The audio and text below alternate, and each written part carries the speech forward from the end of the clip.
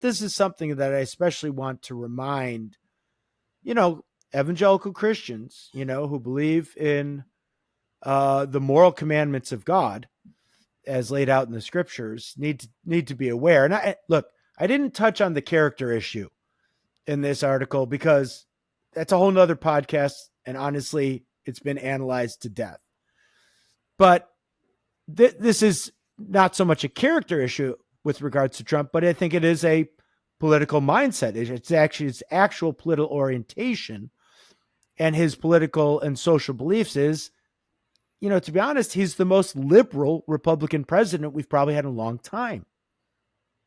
And what's crazy is that he's seen as some kind of arch conservative when, at least on the social, what I'd call the theological, anthropological issues, he's not. He's a pro-choice president, right? And also he's a same-sex affirming president. So yeah, if you're going to be considered a conservative, the question is, what are you conserving? Yeah. What is the actual thing that you are trying to conserve in order to be understood as a conservative? If it's traditional marriage, traditional family, traditional values, you know, those are the things that one conserves. And you're right. Trump was a Democrat. He voted Democrat, registered Democrat, New York City Democrat. Yeah. As you said at the beginning, an elite who marched in lockstep with the other elites because that was the culture and framework from which he came. He had, I think what moved him right more than anything else was, first, I just think he saw an opportunity that he could come into the Republican Party in 2016 and give this a go and see what it says. He knew he wouldn't be able to win in the Democratic side because they had all that locked up.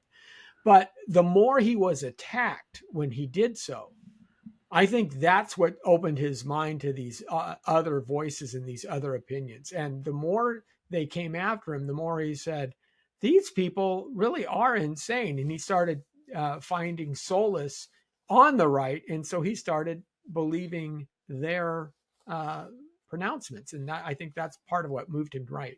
And Lenny, I do think that he was in the palace. In the last 4 years were not less than 40 years of wilderness for him, right? Even to the point that he was very well could be, almost. Yeah. So I'm hoping maybe that's changed him. That will change him. Will be reflected through his policies. I'm optimistic about that. You know, so it's not merely him making the decision, but people around him, part of his cabinet, and other people surrounding him.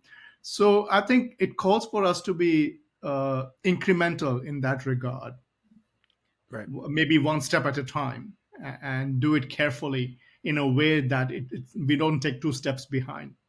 We march forward in making right decisions. So staying optimistic is good, but at the same time, cautiously optimistic. That's what citizens need. Well, and holding account, right? Holding the party accountable. I mean, Lenny made this point in the podcast we did after both Trump and Vance walked back or sort of made pro-choice soft comments. And there was also the taking out of any pro-life language in the party from the party platform, right? And Lenny made this point, like, look, what did we have? You had the one alternative, the Democrat alternative, where you will get not just the shutting down of any pro-life initiative or debate, but you'll get the going after of any pro-life advocates, right? At least with Trump, we do feel that it's still going to be good debate. You might have some people in the administration who are genuinely pro-life. I mean, I think I think we saw this with the amendments, with the state amendments. The more endemic issue is we live in a pro-choice country. And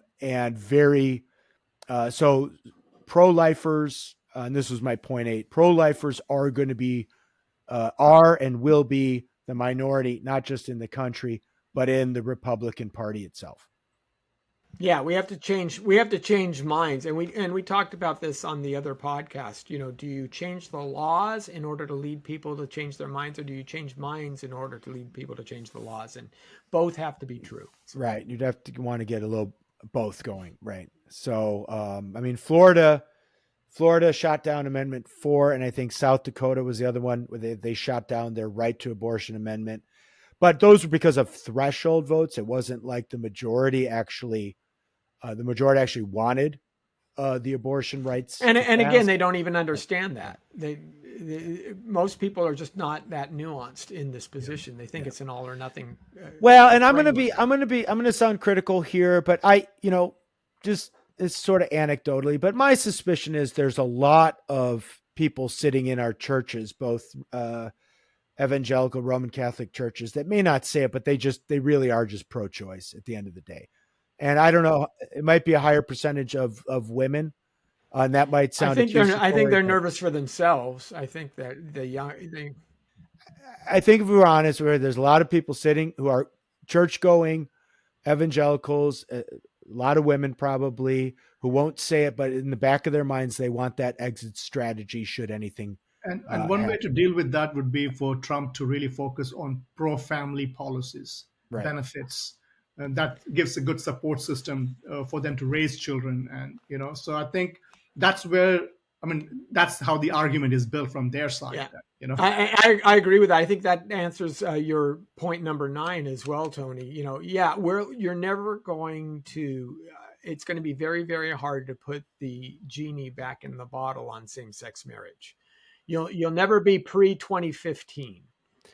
Right. Although said that the way I put it is it's still, and there won't be. I mean, I don't think we can expect any discussion on Obergefell at all in the next 4 years, maybe the next 8, maybe the next longer than that.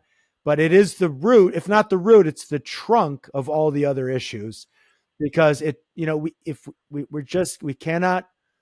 This culture will not survive if we continue to believe that marriage is anything other than a man and a woman coming together for life to have children. Which, by the way, in our evangelical churches, if our evangelical churches don't stop preaching having children within the marital union as an optional thing, like that's not gonna And help solve the problem. this is the point. This is how you overcome this barrier. You make it about the children, and that is a selling point. That is a winning strategy. J.D. Vance, matter of fact, I remember him talking specifically about tax credits for children, upping the tax credits for families with new families. Because guess what? Homosexual families, they just don't have a lot of kids. Because biology doesn't let you do that. And in vitro fertilization, all this stuff.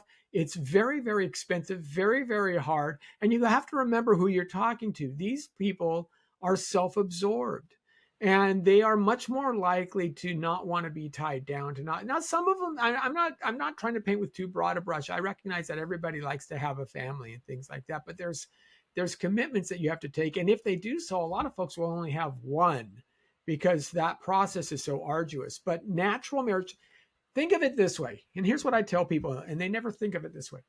In all of humanity, from the United States on back, there is only one institution ever been created that is the proper vehicle to rear the next generation of human beings, and that is the natural family. That is the only institution. There is no state institution to rear children. There never has been. You can look at the Romans, you can look at the Spartans.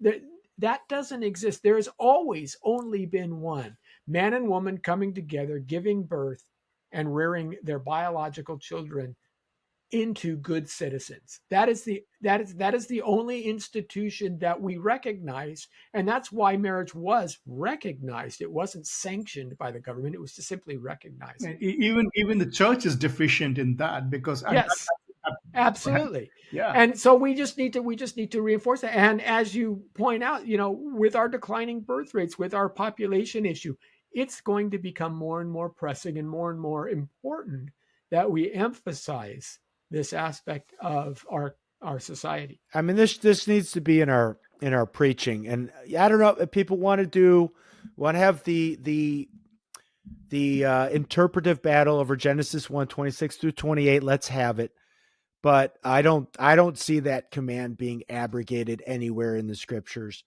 So, but at the same time, it's like if we have a culture where having children as a married couple is just like, it's just an optional thing. It's like, and if that mindset is the mindset of the church, and we talked about this in one of the last podcasts, well, then at some point the state may just have to get involved in the issue of procreation, and nobody wants that, right?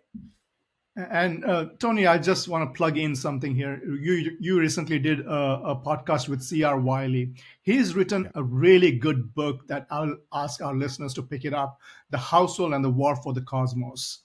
That's a book to be read, to really understand where we are and where we should be in terms of strengthening the families. Yeah. Okay, and certainly I do think the idea of family, and even a little bit the idea of the traditional family, will be more emphasized under a Trump administration than under a Harris administration. Harris was even seeing the writing on the wall with regards to the population issues.